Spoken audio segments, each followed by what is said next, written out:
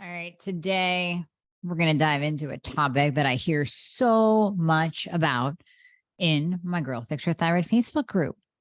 I hear your questions, I see your questions all around high glucose and high insulin and insulin resistance, as well as some of you that have dealt with PCOS or polycystic ovarian syndrome. Now, mainly that's a state that we see. I won't even call it a disease. It's a state that we see pop up when a woman is more in her 20s or 30s. I was diagnosed with it in my 30s.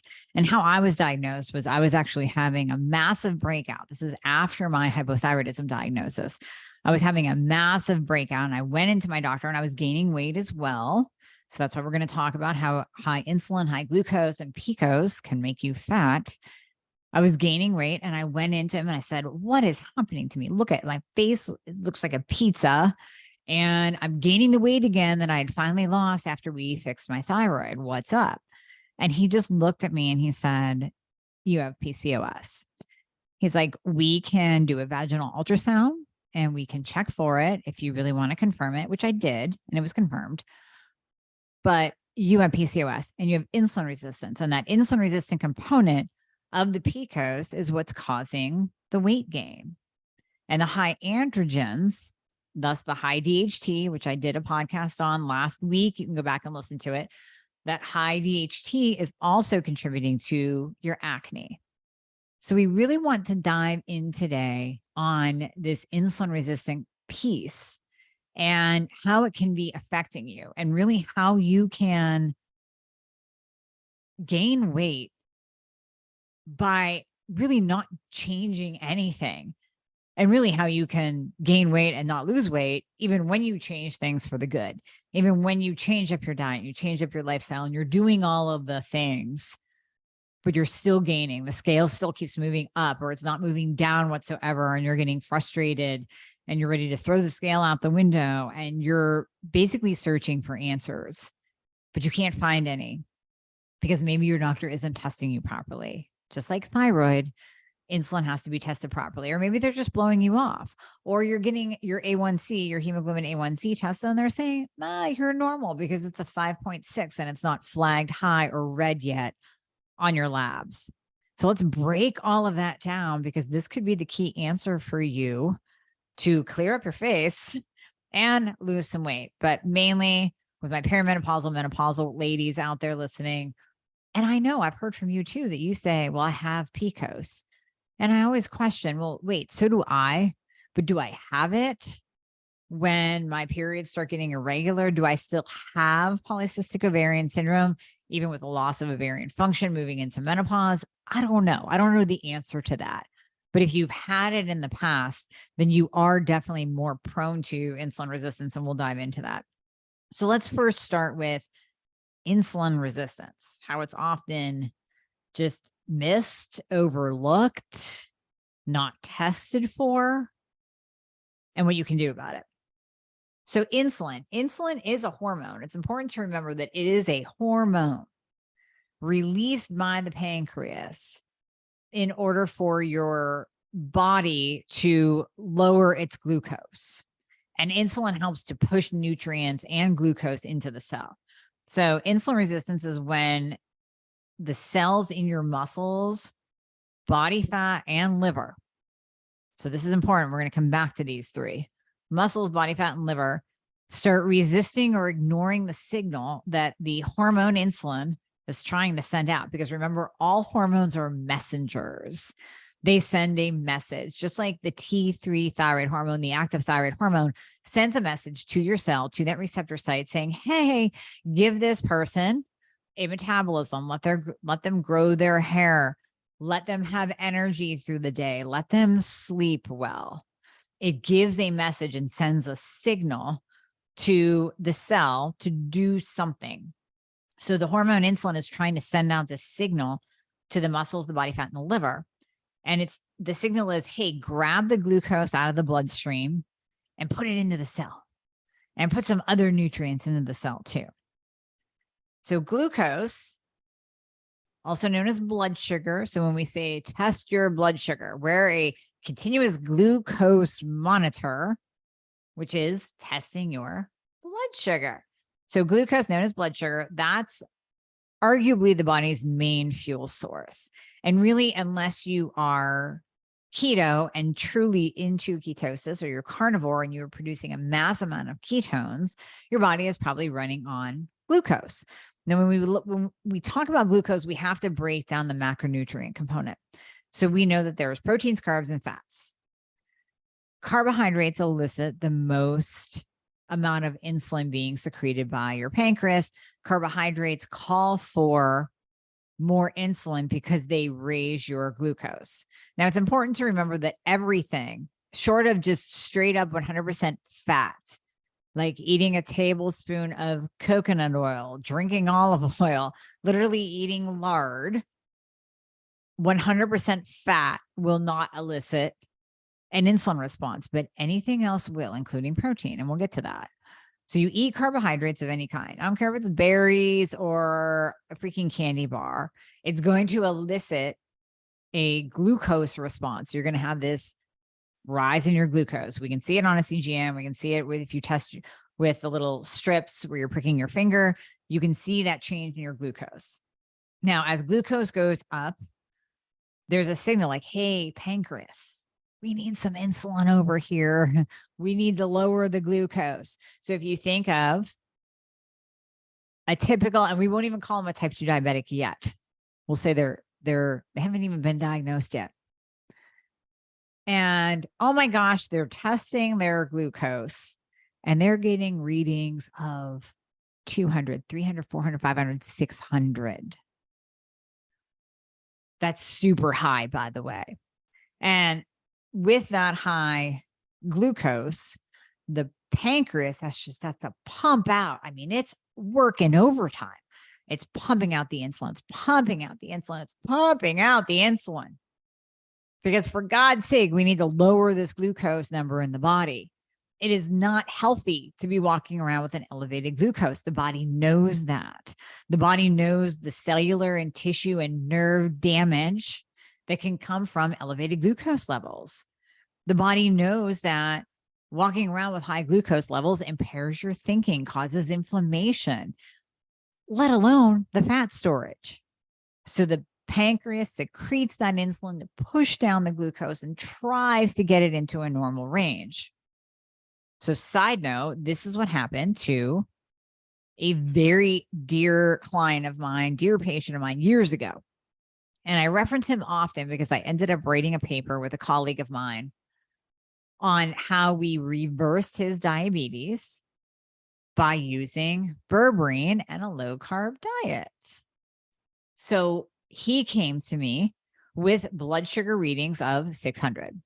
And he actually knew some of the signs of it: excessive thirst, excessive urination, and just a really horrible, sick feeling like he was going to pass out. So he checked himself into a hospital. They tested him, and his A1C was a 13.9, blood sugar readings in the 600s. So at that point of time, his pancreas could not pump out enough insulin to lower his body's glucose. He became insulin dependent type 2 diabetic. Now, some insulin dependent type 2s are just because they've walked around with high blood sugar so long that their pancreas shit the bed. It no longer even produces an adequate amount of insulin to control their body's blood sugar, to control the glucose level. In his case, we were catching it at a very early stage of his disease progression. And we were catching it at a place where, yes, he needed insulin in the beginning to help to lower his body's glucose because his pancreas couldn't keep up. But then we also changed his diet, took out the carbohydrates that elicit the biggest glucose spike, the biggest insulin response, and we put him on a ketogenic diet, mainly focusing on proteins and fats. Now, I said earlier, fats do not elicit a glucose rise or an insulin response. Protein is moderate. So protein still will call on some insulin from the pancreas, but it's not a lot. It's not like carbohydrates. So when we focus on protein and fat with him, we saw his A1C drop from a 13.9 to an 8.4. in just 6 months. Now, to give you a kind of a platform to picture this on, I want your A1C between a 4.8 and a 5.2. He was 13.9, and then he was an 8.4. So when we look at it that way, we say, wow, that guy's still really type 2 diabetic, but much, much better. And his blood sugars actually came down from being in the 600s, came down to being, we got him down into like the 400s, 300s, but then in 6 months. So he was able to get off insulin, by the way. 6 weeks of a low carb diet and berberine, blood sugar fixer, he dropped his A1C from 13.9 to an 8.4 and got off the insulin. Now, he knew he wanted to get off the insulin because this is all going to tie into our conversation today. Insulin is a fat storage hormone. You never want too much of it. And you certainly don't want to be placed on it, because that you're just, as we look at that whole cycle of the body, you're putting insulin in to drop the glucose, but too much insulin's the fat storage hormone. So now we have excess insulin. Now our bodies are literally storing everything as fat. So you don't want to be on insulin. And he knew that. He told me that. Never did I think it would only take 6 weeks. I mean, I was thinking like, listen, dude, you got to give me like 4 or 5 months here to get you off the insulin. No, 6 weeks. I was amazed. He ended up total losing over 100 pounds. In that time, I forget how much weight he lost.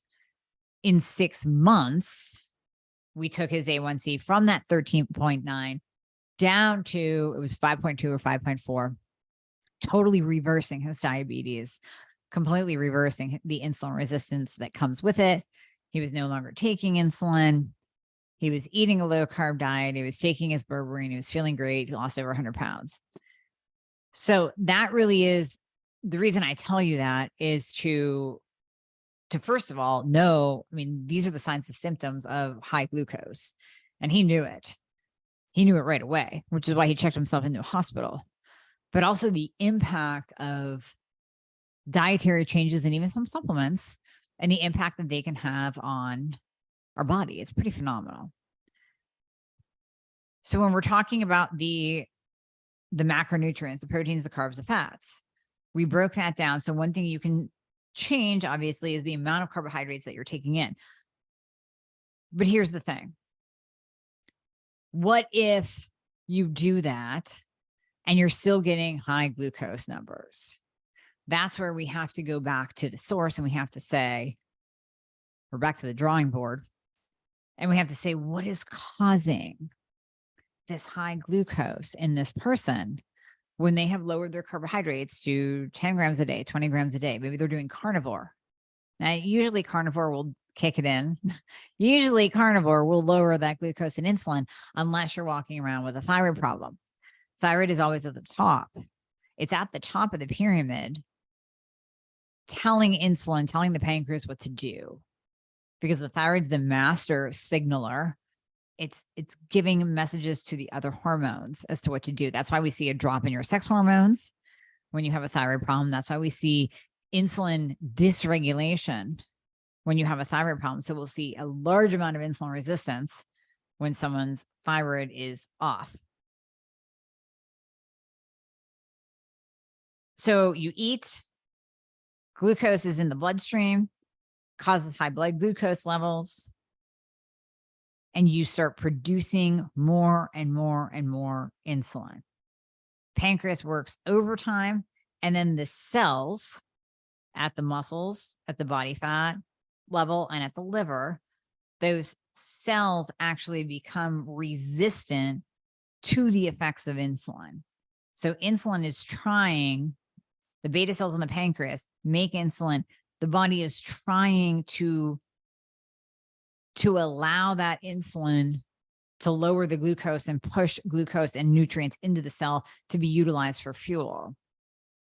But when your cells are resistant to the effect of insulin, to that messenger sending the signal, it's like they got their ears covered. Like the cells are just like, nope, don't want to hear it. Can't get in. Doors are closed, not getting in today. Then insulin is just in the bloodstream. And it goes back to what we were talking about him taking insulin. taking insulin to lower the glucose. But if you're insulin resistant, taking more and more insulin is just going to make you fatter. And now the cycle continues, because then that excess body fat also causes insulin resistance. So that's why we want to lose body fat to lower our insulin resistance. But you say, I'm trying, I'm doing all the things to lose weight and it's not working. I don't want to be insulin resistant. And insulin resistance is the cause. That's why I'm overweight. That's why I can't lose weight. Yes, maybe. Because walking around with high glucose and walking around with insulin resistance will cause fat gain. Hands down, 100%. Because when the cells are resistant to insulin, you have that excess insulin in the bloodstream, even though insulin is vital for life. It's vital. You don't want too much of it because it will absolutely cause fat storage. It will morph into being the fat storage hormone. And I've joked about this in the past, but I call it the Jekyll and Hyde hormone because it is needed for life. However, too much of it, fat stored all over your body, just opening up those the fat cells to just grow and grow. And we're just going to store more fat in the cells. And that is insulin resistance. Now, the cells, despite the presence of insulin in the bloodstream, they don't become unlocked until we get to the root cause. So if it's your thyroid that we need to fix and we need to optimize so that your pancreas isn't getting these wonky signals to pump out excess insulin for some reason, we fix the thyroid. Then all of a sudden, what I will see in my patients too is that insulin comes into a beautiful, normal, optimal range. Not normal, optimal, a beautiful, optimal range of less than 6. And the blood sugars will come down into the 90s, the 80s and 90s. And that's what we saw with my patient that I was telling you about. His blood sugars went from 600 to 200 to then 180. And then we were seeing 120s. And then when he would track his glucose, it was hovering 80, 90, 80, 90, 95, maybe 100, maybe 110 after a meal. And it was beautifully in control. You have to work on the thyroid. Now, in his case, his thyroid was optimal. It was the diet, the lifestyle, the eating, the supplementation that was required.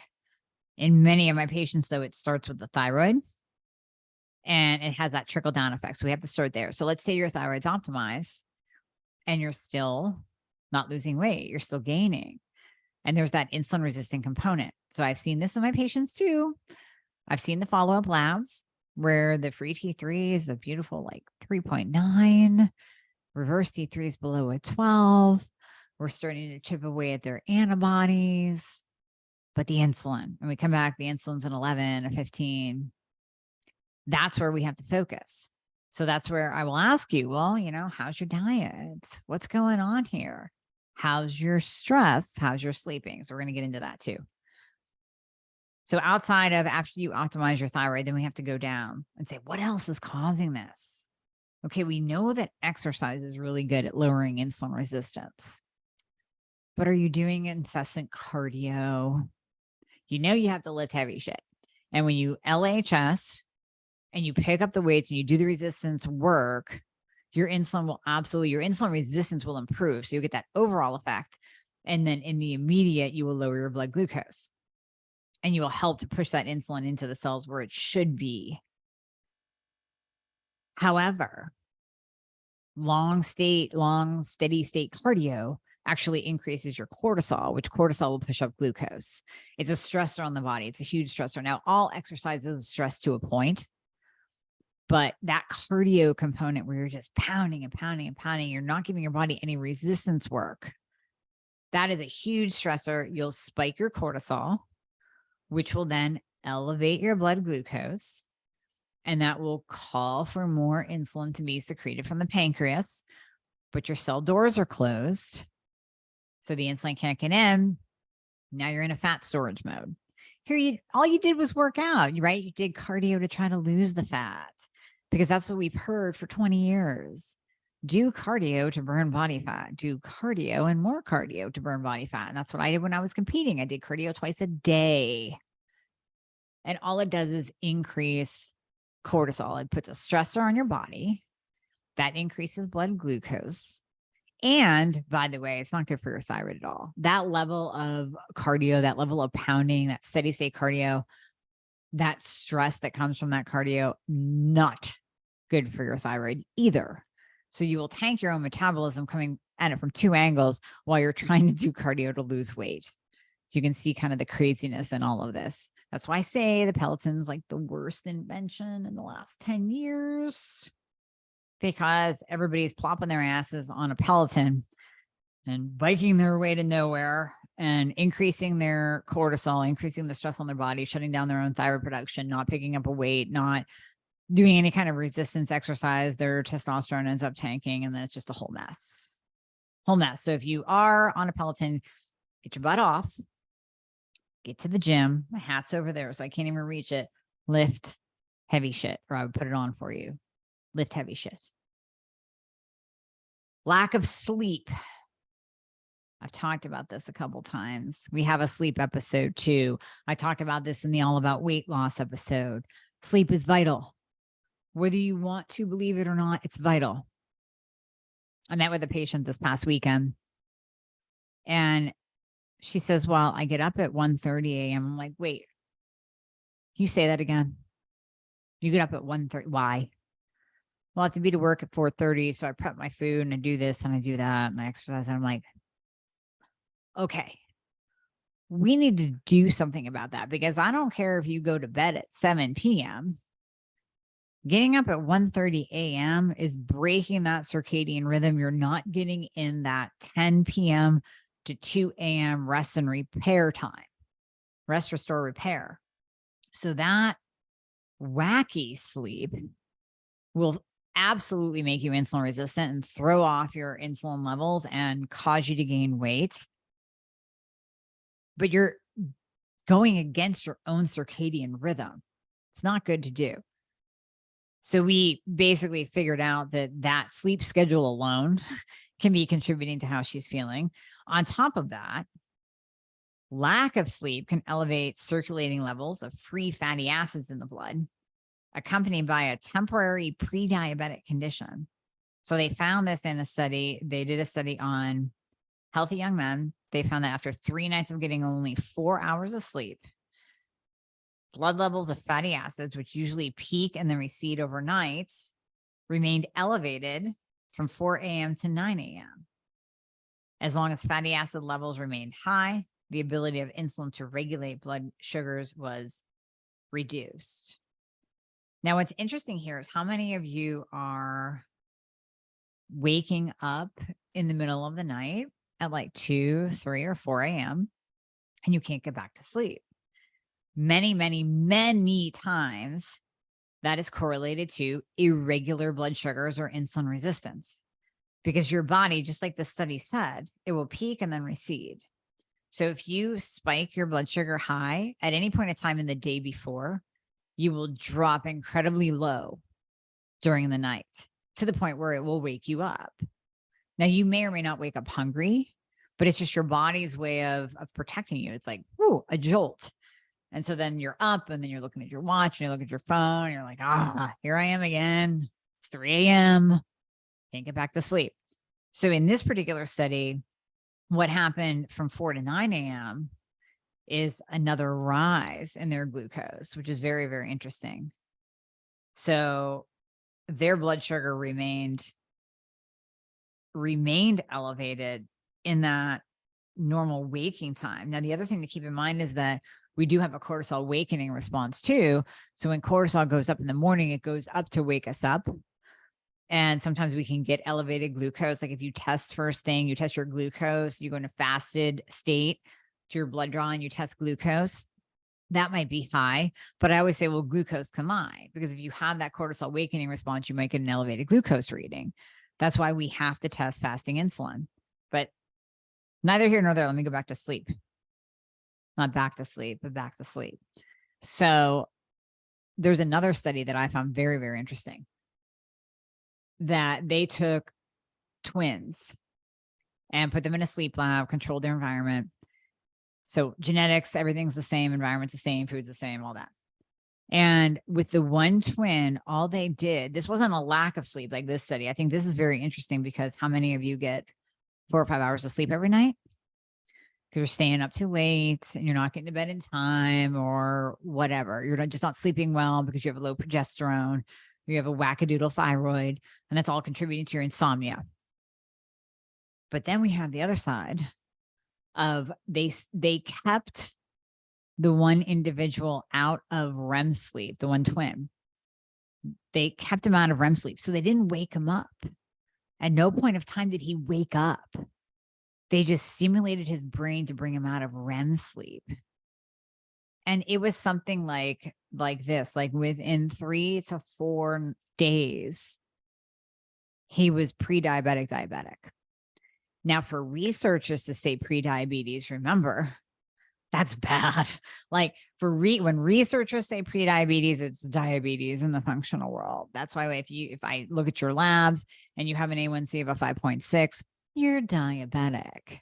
You're not you're not maybe, you're not let's watch and see like conventional medicine says. You are pre-diabetic. So huge difference. So with these studies, my God, if they're saying that they were pre-diabetic diabetic, they were pretty bad. That is what lack of sleep can do. So we have to look at that. And of course, we have to look at the stress that we're under. So just like I said, that long steady state cardio is a stressor on your body. What about all the other stressors? Many times I will have patients that say, I'm really frustrated and I just can't figure out why my body's not losing weight, but my thyroid is optimized. What's going on? Are you stressed? It's a big question. And it's one that sometimes you have to pause and think about because so many of you, talking to you, are running around in a stressed out state, but you think this is the norm. If you're an entrepreneur, if you are a type A individual, you are running around stressed out to the max and you think that that's normal, or you think that that's required for success, or you think that that's required to get through your day and get all the shit done that you have to do. I get it. On a very deep level, I get it. But it's not healthy. That's where burnout occurs. You hear people burning out. You hear of these stars checking themselves into rehab facilities because of exhaustion. I mean, okay, maybe it's a drug problem. Maybe it's really exhaustion because they're burning the candle at both ends. If you are in that ongoing stressed out state, so let's go deeper. Let's say that you are taking care of a parent. You are slowly watching your parents die. You are taking care of a disabled child. You are in a horrible relationship you don't know how to get out of. You are in a job that you absolutely despise and makes you sick every day that you go. Yes, that's ongoing. Some of those things you can't change, or you're not ready to change, or you just don't know how yet. That's stress. And that will absolutely cause weight gain because it will cause that insulin resistance. It will spike your glucose. It will spike your insulin. It will call for more insulin from the pancreas to be secreted. And that alone will put you in that insulin resistant state. Absolutely.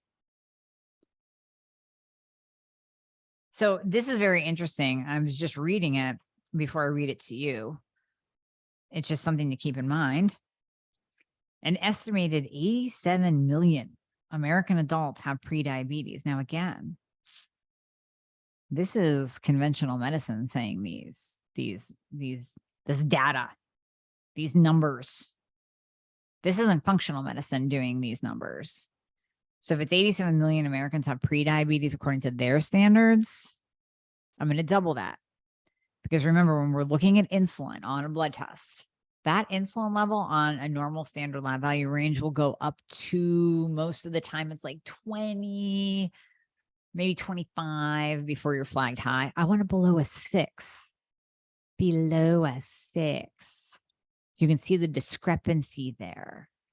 So if you are being told that you're normal, but you're like, wait a minute, doc, My insulin's at 10 and I'm gaining weight. Oh no, you're not pre-diabetic. You're good. Your A1C is a 5.6. It's not flagged. Your insulin's a 10. You're fine. So really, that's the standard of care in conventional medicine. When we add on the functional medicine optimal ranges, I'm going to say this is doubled. So let's bring it up to 160 million. American adults have prediabetes. 30% to 50% will go on to develop full-blown type 2 diabetes. In addition, up to 80% of people with type 2 have non-alcoholic fatty liver disease. So this is where we come back to, remember in the beginning, that these cells in your muscles, body fat, and liver start resisting or ignoring the signal of insulin. So non-alcoholic fatty liver disease is a huge growing problem. Combined with insulin resistance, it boosts your risk of liver damage and heart disease. Now, I don't remember what podcast number this was that I talked about liver. We'll find it. We'll put it in the show notes. But I have a whole podcast about loving on your liver and the importance of that. And one of the things that we see when those liver enzymes start to go up is insulin resistance, weight gain. One thing we see with insulin resistance is non-alcoholic fatty liver disease. The two go hand in hand. We used to call it metabolic syndrome. Metabolic syndrome was tying in the high triglycerides and the low HDLs, and then you had to have high blood pressure too. It doesn't always have to be that. I mean, you can have an issue, we'll call metabolic syndrome, just having a piss poor metabolism. Maybe your thyroid is off. Maybe you have low testosterone, or maybe you have insulin resistance. Either way, we have to focus on your liver and we have to focus on the insulin and always check thyroid, because those are so combined. They're so intertwined that when you fix one, usually the other gets better. But we always have to start with thyroid. Then we go down to the other corner of the triangle and hit the insulin. We start focusing on that, changing up your diet, adding in berberine. We come over here. We love on the liver. We take out alcohol because that pounds the liver. And we support the liver with nutrients. Once we do that, everything works synergistically. It's like a beautiful symphony that starts to occur. But you can't do one without the other. What we're seeing here is years of this high insulin level, followed by the onslaught of cell-damaging high blood sugar. Remember, I said earlier, when you're walking around with high blood sugar, we have neuropathy. We have damage of the nerve cells. We have tissue and cell damage. People with insulin resistance, prediabetes, type 2, are at a higher risk of cardiovascular disease. Cardiovascular disease is the #1 killer of women. Then you have that insulin-resistant component, doubling your risk for heart attack and stroke. It triples the odds that your heart attack or brain attack, stroke, will be deadly.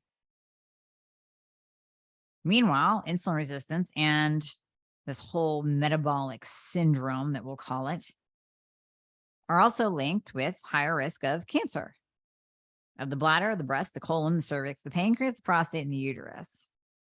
We also know about Alzheimer's, which I've spoken about many times on the podcast. We also know that high insulin, high glucose contributes to a much, much greater risk of dementia, Alzheimer's, and Parkinson's. And I share the story of my mom who passed from Alzheimer's. And I remember watching her. And if I knew, gosh, if we could only rewind, if I could know 10 years ago what I know now, I would tap into the Bredesen protocol. I would talk to Dale Bredesen himself. I would rip the diet pop, the bread and the ice cream out of my mother's hands. I would put her on estrogen, which of course she was on during the Women's Health Initiative study. I remember her being on estrogen. Her doctor pulled it from her hands because of course, you know, estrogen is going to cause cancer per the WHI. I could have extended her life and possibly prevented Alzheimer's. It's in my family. It's in my genes. But I do fully, wholeheartedly believe that epigenetics play a role. What we choose to put in our mouths and put in our bodies, what we choose not to put in our bodies, i.e. bioidentical hormones, has a greater cost to it than doing so, than making the changes. Because what I saw her go through, and any of you who have gone through Alzheimer's, you're going to be nodding. If you have not been exposed to a close loved one going through Alzheimer's, you have no idea the hell that walk is. If I could have done everything that I know now, I would have loved to see what would have been possible. And I think she would be here today with her brain intact. I really do. But we didn't know. We didn't know back then. She literally lived on, now I say this on the side. Okay, let me clarify. Because I don't want you out there thinking like, well, I just eat a little bit of bread and a little ice cream and just occasionally drink a diet pop. My mom didn't live on it. That's an overstatement. She incorporated it in daily. Like every day, she loved her toast. She would have toast with peanut butter in the morning. And if we went out to dinner, my God, the bread basket, that was key. And then she really loved her Diet Pepsi. And she liked to finish the day with an ice cream. Now, at one point in time in her life, she was finishing the day with a glass of wine, which I'm also going to get into briefly. But so that wasn't good. That was not a better choice. That was not a better choice, for the record. But I really believe that high insulin level catapulted her Alzheimer's and dementia, 100%. There's no doubt. There's no doubt in my mind. I know I just got off track there, didn't I? Yeah, I got thrown off by just thinking about my mom and thinking about what we could have done. So if any of you have it in your family, now is the time to start making the changes, because you will literally reduce your risk of cancer, heart disease, Alzheimer's, dementia. My God, why wouldn't we want to stay out of that? It's a horrible, horrible. All of those diseases are horrible. You don't want to die early. You don't want to lose your mind early. And going back to the cost, the overall cost. So I know a lot of you are like, I can't afford bioidentical hormones. I can't afford functional medicine. This is by no means a plug for working with me or working with a functional medicine practitioner. I understand it's an investment, but I am going to kind of go off on a mini tangent here that I didn't plan for. When I think of the cost, the amount of money that my dad put out to keep her in the home, she did not go to a nursing home. She stayed in her own, my mom and dad's home until the day she died. And I was there with her, thankfully. But the workers, the care workers, the health care workers that he had to hire to come help him as he took on this heavy, I don't even want to call it a burden, but this heavy responsibility that he wanted to do and take care of her. It was, my gosh, daunting on him and his health. It was financially costly. It was time-wise costly.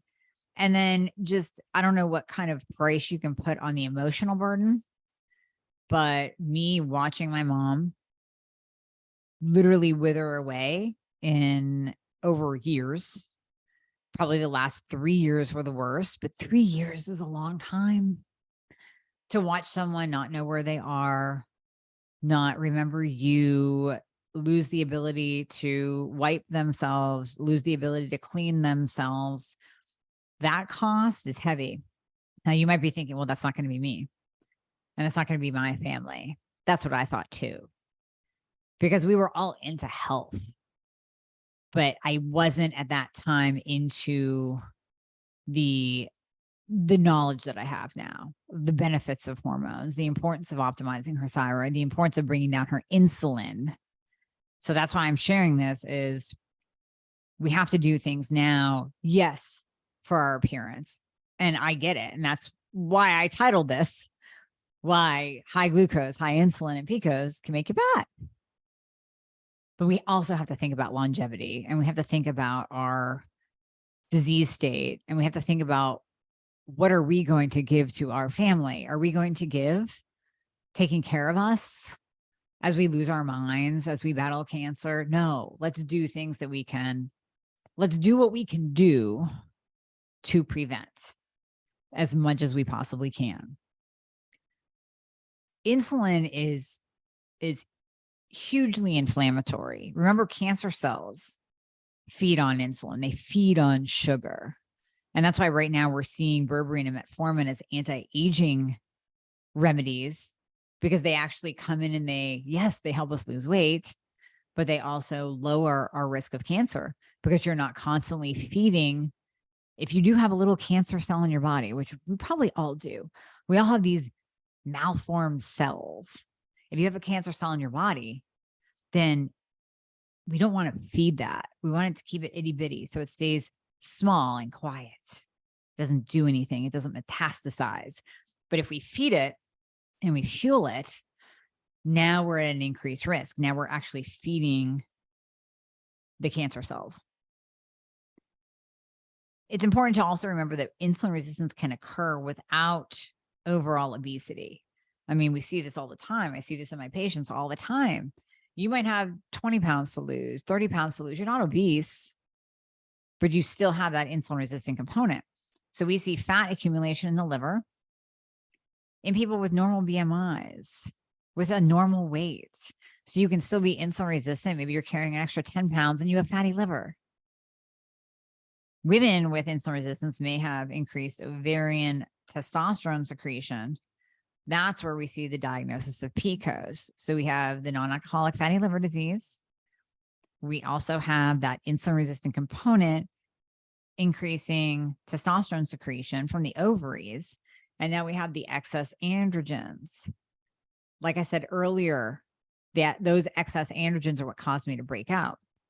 Now, most of the time I see my ladies having low testosterone, low androgens, because they're past that PCOS state.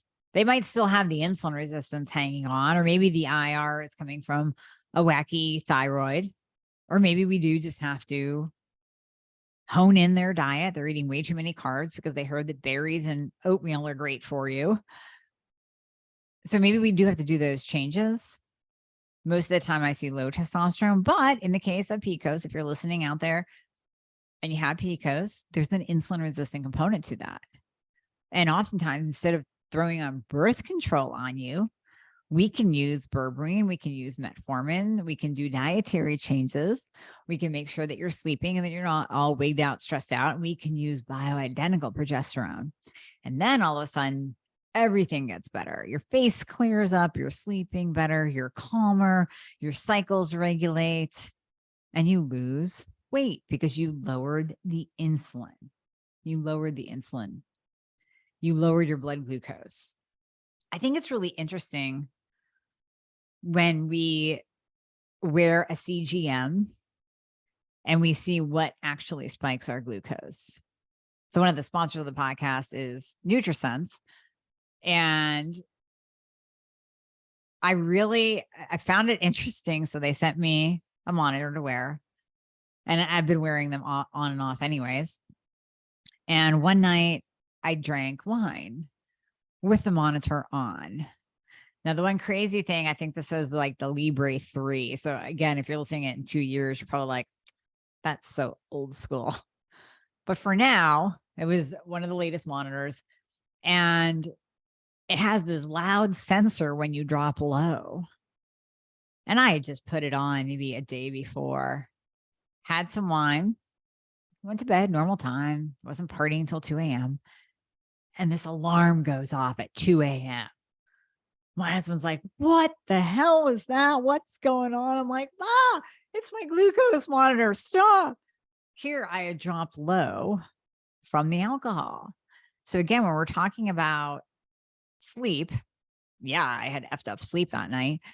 And then the alcohol component, alcohol will mess up your sleep. So if you've ever wore an Oura ring, you will see that you don't get deep sleep. So now we're going back, we're tying this into the study on the twins.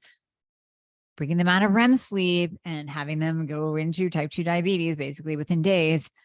If you're not getting deep sleep, if you're not getting good quality sleep, if you're waking up because you're spiking your insulin and dropping it low, then you're going to gain weight. You're going to be in that insulin resistant state.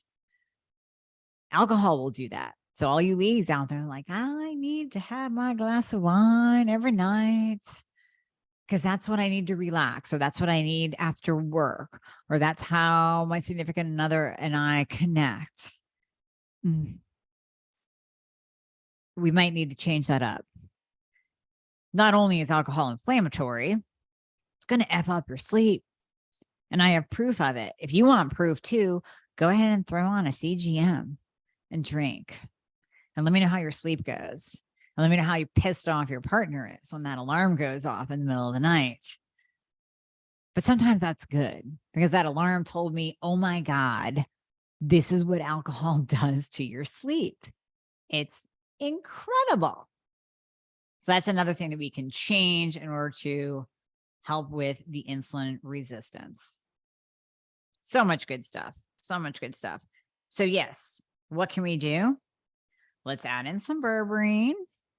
Let's reel in our diet. You might have to go keto. You might have to go carnivore for a hot minute. You might actually even get away with paleo and lowering your insulin resistance. Some people do. Some people do. But implement these strategies and you will notice a huge, like ginormously huge difference.